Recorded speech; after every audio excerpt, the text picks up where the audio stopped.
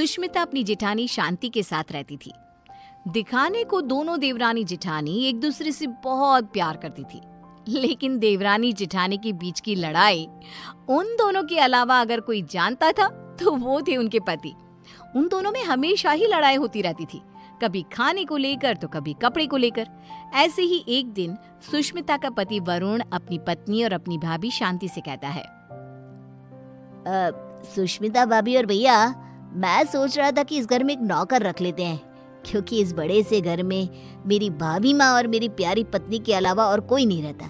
इस घर की सफाई करने में इन दोनों का कितना समय बीत जाता है, ये हमारे लिए खाना कैसे बना पाएंगी। तो मैं सोच रहा हूँ कि इस घर में एक नौकर को ले आता हूँ। वरुण, आइडिया बुरा नहीं है, लेकिन इन दोनों का झगड़ा देखकर मुझे लगता है कि हमें 2 नौकर रखने चाहिए। भैया, इतना बजट कहाँ है कि हम 2 नौकर रख सके। अरे आजकल नौकर कितने महंगे हो गए हैं। ये बात तो है। ठीक है, फिर 1 नौकर रख लेते हैं।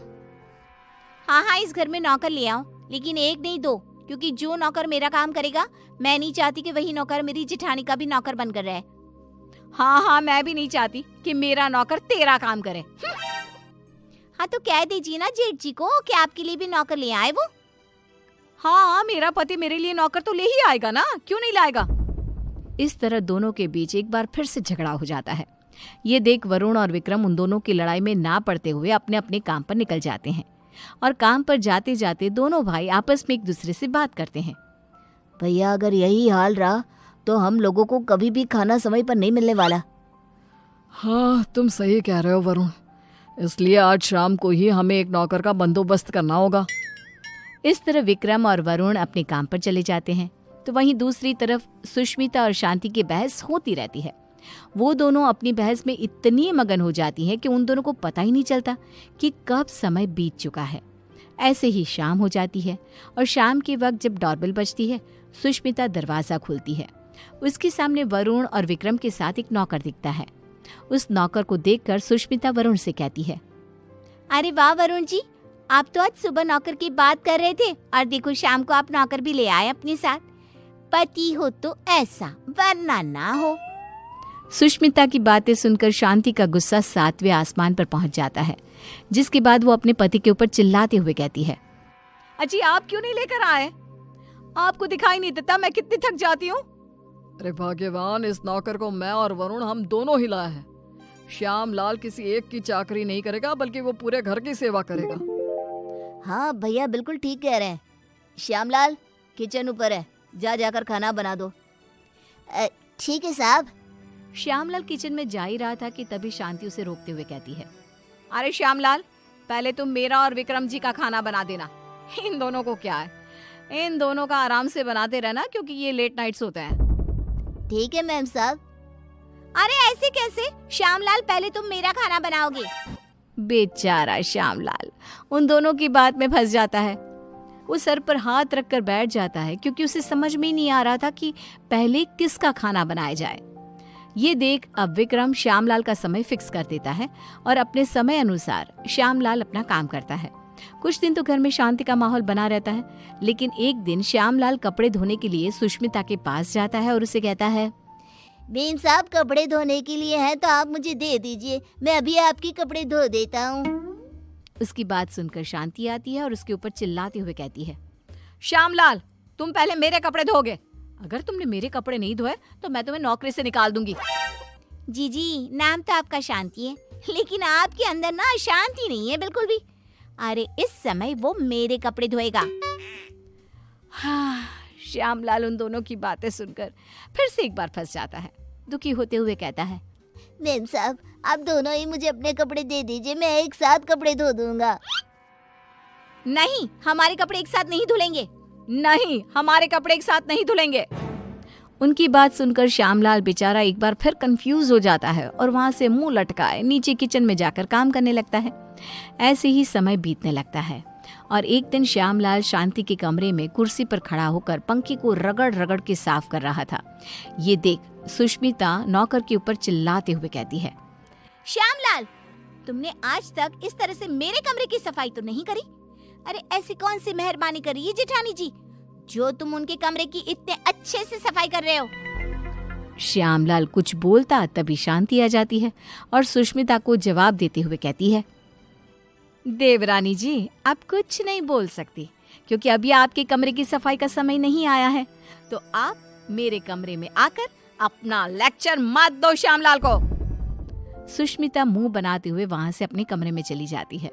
कुछ समय बाद श्यामलाल सुष्मिता के कमरे की सफाई करने आता है।